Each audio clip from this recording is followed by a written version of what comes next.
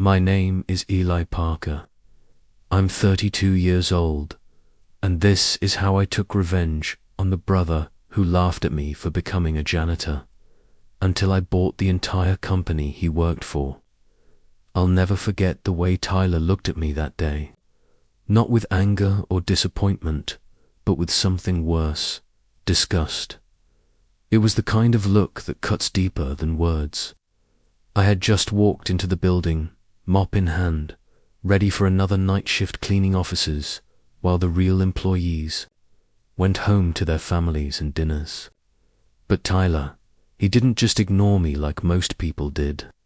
No, he stood there, arms crossed, a smug little smirk spreading across his face like he'd just won something. "Guess not all Parkers are born for success," he said, loud enough for the entire floor to hear. And then he laughed. Not a chuckle, a full belly-deep laugh, like I was the punchline to some private joke. His co-workers joined in. I stood there with a mop, invisible and humiliated, while my own brother mocked me in front of strangers. But what they didn't know was that this janitor, he had a plan. I had been watching, learning, saving, and I had bigger dreams than anyone in that building could imagine. Tyler laughed, like that job made him better than me. One day, he'd learn what real success looked like. And when he did, he'd be the one standing in front of me, not with disgust, but with regret. Because I would never forget what he said that day, ever. I grew up in the same house as Tyler, but it might as well have been two different worlds. Tyler was the golden child, the one who never had to try too hard, because everything seemed to fall into place for him. Private school, varsity athlete, Dad's pride and joy. He walked into rooms like he owned them, always confident, always loud. Me, I was the quiet one, the kid who preferred the hum of an old radio over the noise of a crowd. I liked to fix things, take apart computers, understand how the pieces fit. Mum called me gentle, but Dad just shook his head and called me soft. I stopped trying to impress him after a while. After high school, Tyler went off to a fancy out-of-state college with Dad's full support, while I stayed back in our aging family home, patching up the roof and cooking meals as Mum's health declined. When her condition worsened, I paused. Everything: my classes at community college, my part-time job at the mechanic shop, just to keep her going. I handled the bills, the meds, the late-night emergencies. No one noticed the sacrifices. Least of all Tyler. He'd call once every few months, bragging about his internship or his new car, always too busy to visit, too distracted to ask how we were surviving. Eventually, he landed a mid-level job at a booming tech company called Brighton Works.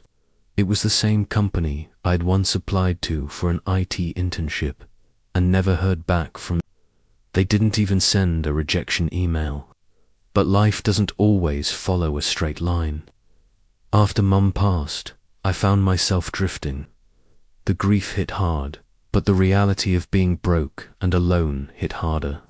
With no degree, no job prospects, and the funeral debt hanging over me, I swallowed my pride and took the only job I could find, night janitor at Brighton Works, and that's where our paths crossed again. I still remember my first week, pushing my cart past the glowing office spaces, trying to keep my head down. But one night, Tyler spotted me. He blinked like he didn't believe what he was seeing. Then he laughed. No hey, no how are you holding up? Just that same smirk I remembered from high school, only colder now. From that moment on, he never looked at me like a brother. He looked at me like I was a stain on the floor he wouldn't touch. He strutted past me with his team, loud and arrogant, like I didn't exist, like I was nothing, and maybe, to him, I was. but I remembered every hallway I mopped, every forgotten blueprint left on whiteboards, every late-night boardroom conversation I overheard while they thought no one was around. Brighton Works became my silent classroom, and slowly, piece by piece, I started building a plan. Because Tyler didn't see a brother that night, he saw trash. But I was already turning into something he couldn't even imagine. Asterisk. Tyler didn't just mock me, he made me his office joke. Every night I came in, it felt like a new humiliation had been carefully planned for my arrival. He'd leave trash deliberately in his cubicle, knock over coffee cups onto the carpet, and toss paper clips around like confetti. I once found a post-it stuck to my janitor cart that read, "Try not to screw this up too." I knew exactly who it was from. He didn't hide it. He'd pass me in the hallway with his team and loudly say things like, "Let's see if Eli gets this mess by noon," making sure everyone laughed. One day, as I was scrubbing a coffee stain near his desk, he leaned down and whispered, "You clean floors now, but don't forget whose shoes you're beneath." Then he smiled and walked off, leaving the stain and the words to sink in. It broke me, not just because he was my brother, but because no one stood up for me. Not one person in that office full of educated, well-dressed professionals thought I deserved better. I became part of the furniture, background noise, until one night, everything changed. Asterisk, I was on the executive floor, cleaning the glass panels of the main boardroom. It was late, nearly midnight, and the building was quiet except for voices behind the frosted glass of the CEO's office. I stopped when I heard the panic in their tones. It was a closed-door meeting between the CEO and two senior board members. I should have walked away, but something in their urgency made me stay still, silent, out of sight. They were talking about a data breach, something big. Someone had stolen proprietary software and leaked it. The whole company was in a quiet meltdown, trying to trace the source before the press or investors got wind of it. I listened, barely breathing. They tossed around timelines, access logs, and finally, one of them said, "There's one name that keeps coming up." I leaned in, heart thudding in my ears, and then I heard it, Tyler Parker. Asterisk, I froze. For a full 10 seconds, I didn't move. Tyler. My brother, the self-proclaimed golden boy. Suddenly, so many things made sense. His flashy car, his sudden promotions, the way he always bragged about closing deals that seemed out of his league. Tyler wasn't just cruel, he was reckless, and now he was vulnerable. I didn't sleep that night.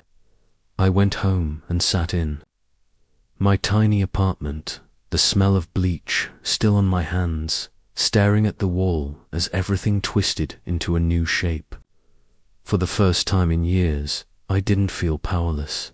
I felt something sparking, the kind of sharp, focused energy I used to feel when taking apart a motherboard, knowing I could rebuild it better.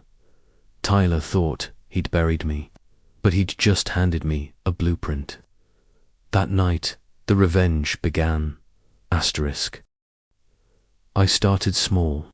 No grand plan, no overnight transformation, just quiet, steady work when no one was watching.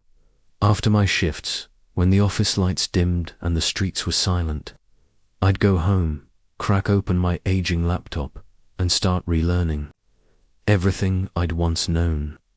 Coding, system architecture, basic business strategy. It had been years since I'd touched any of it, but it came back like muscle memory. I spent hours immersed in tutorials, online forums, late-night lectures. I took business courses from community colleges and digital platforms. I built a humble side hustle fixing computers for neighbors and small businesses. using the money to buy better gear, better tools, better textbooks. Every penny I didn't need to survive went toward learning or building. Asterisk at work, I kept my head down. To Tyler, I was still the silent janitor, his personal punchline. But now I wasn't reacting. I was observing, studying. I learned his routines. When he showed up early, when he left late, when he snuck out for coffee with the CFO's assistant. I noted the times he was careless, when he used the same weak passwords, when he left reports. In the trash, I wasn't just enduring his bullying, I was collecting data. And while he mocked, I planned ... One evening, while cleaning the tech floor, I noticed a young intern sitting alone, eating dinner out of a vending machine container. Her badge, said Lena. She looked exhausted. I offered her half of my sandwich and cracked a joke about office coffee being worse than mop water. She laughed. That's how it started, small talk, shared snacks, casual conversations. Lena didn't know who I was, didn't know Tyler was my brother, and never treated me like I was invisible. She just saw someone kind. In return, she opened up, told me about her frustrations in it, how Brighton Works was hemorrhaging money. Yet the executives acted like nothing was wrong. How leadership had no clue how outdated their infrastructure was. How some of the bigger investors were growing restless and starting to quietly look for a way out. Asterisk, every piece of intel was a light in the dark. Lena became my accidental informant, and with each conversation, I saw a clearer picture. Brighton Works wasn't invincible. It was bloated, arrogant, and cracking at the seams. And I saw my window. A small, focused, adaptable company could undercut it, do what it did, but smarter, cheaper, faster. So that's what I started building. For 2 years, I lived a double life. Janitor by night, founder by every spare moment in between. I launched a tech startup so quietly no one saw it coming. No grand announcements, no flashy pitches, just pure, focused solutions for clients Brighton Works had ignored. I built a lean team of coders, engineers, and strategists who didn't come from elite schools, but knew how to hustle. We worked remotely, kept costs low, and delivered exactly what customers needed. While Brighton Works spent millions on PR and product launches, that flopped. We were quietly growing month by month, client by client. Asterisk, eventually, a breakthrough came. One of our beta projects caught the eye of an angel investor with deep pockets and a deeper grudge against Brighton Works CEO. He saw what we were doing and offered to fund a hostile takeover. Just enough capital to buy out the right shares and shake the foundation. We were still small, but we were agile, nimble. Everything Brighton Works wasn't. I didn't rush it. I waited for the perfect moment, for the board to panic, for the cracks to widen, for Brighton Works to stumble. Publicly, asterisk, and all the while, Tyler had no idea. No idea that the soft little brother he stepped on was now the biggest threat to everything he built his ego on. I watched him gloat through company wins that weren't his, celebrate promotions he didn't earn, and parade around like the future CEO. But I knew the truth. I knew how shaky his performance reviews were behind closed doors. I knew how the board was growing frustrated with his attitude, his recklessness. He wasn't just a jerk, he was a liability. And soon, he'd learn that the floor he once looked down on it was rising beneath him.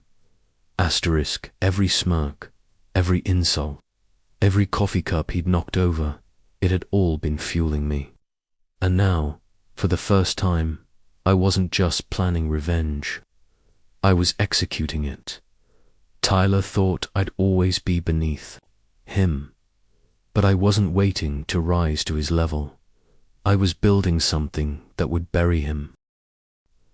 It happened faster than I imagined.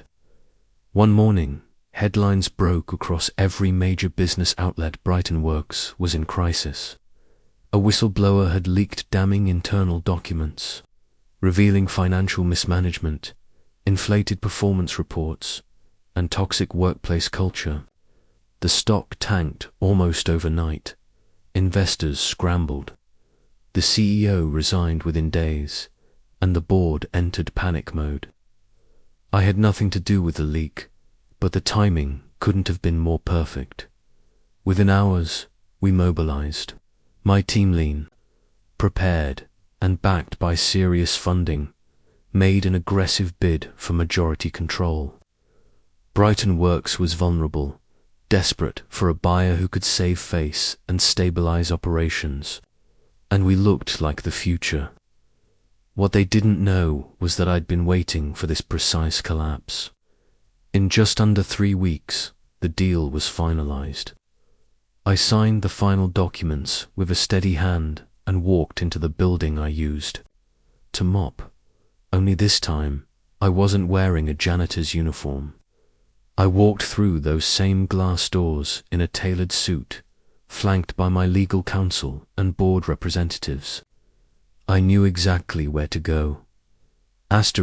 When I stepped into the main conference room, the same room where I used to clean fingerprints off the glass table, he was there, Tyler, sitting at the end of the table with 2 other managers, clueless about who was about to walk in.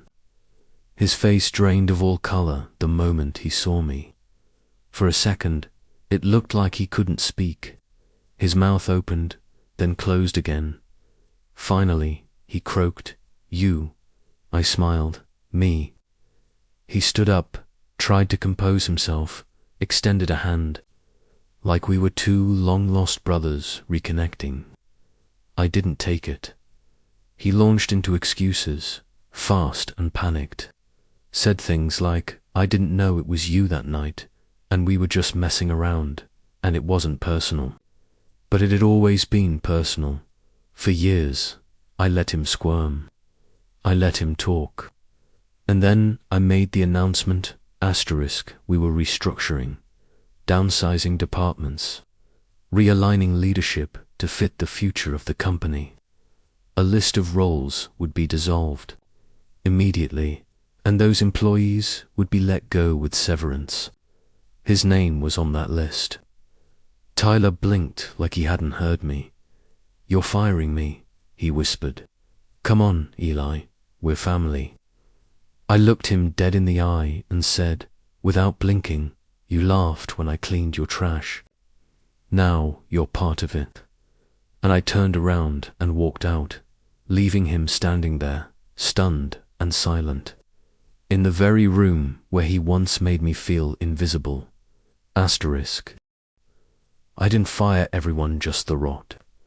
The ones who thrived on cruelty, who treated others like they were disposable, who measured worth by title and status instead of integrity and kindness. Brighton Works became something new after the takeover, smarter and more human. I kept the people who genuinely cared about their work. The quiet ones in the background who made things run, who had been overlooked for too long. I made sure the janitorial staff received better pay, full benefits, and the respect they deserved. I remembered every single person who nodded at me, smiled, or treated me like I mattered during those silent years in the shadows. They became the core of what we rebuilt. As for Tyler, he vanished from the tech world after his termination. No more social media posts, no flashy photos at conferences, no updates about promotions. Last I heard through someone in HR, he was renting a small apartment across town and working retail to make ends meet. I never followed up, never checked in. I didn't need to, because this wasn't about him anymore. It stopped being about revenge the moment I stepped into that boardroom with with my head high and my past behind me. Asterisk. This journey was about something deeper, reclaiming the dignity I had lost in that building, in those long, quiet nights of being ignored, mocked, and stepped over. It was about rising, not in spite of my scars, but because of them. It was about proving, first to myself and then to the world, that success isn't about who shouts the loudest or walks the fastest. It's about how you treat people when no one's watching. And I treat everyone like they matter, because I remember what it felt like when no one did. Asterisk. People think forgiveness means letting them back into your home, your life, your heart, but sometimes forgiveness is quieter than that. Sometimes it's just letting go of the need for an apology that's never coming. My parents live in a one-bedroom apartment, now. Small, plain, manageable. They still have their pride, still wear their old masks. They pretend their downfall was temporary. They never talk about me, but I don't need them to, because I have something they never gave me: peace. They used to say I was too emotional, too sensitive, too much, but it was that girl, the one they packed off and forgot, who built a life they now wish they belonged to.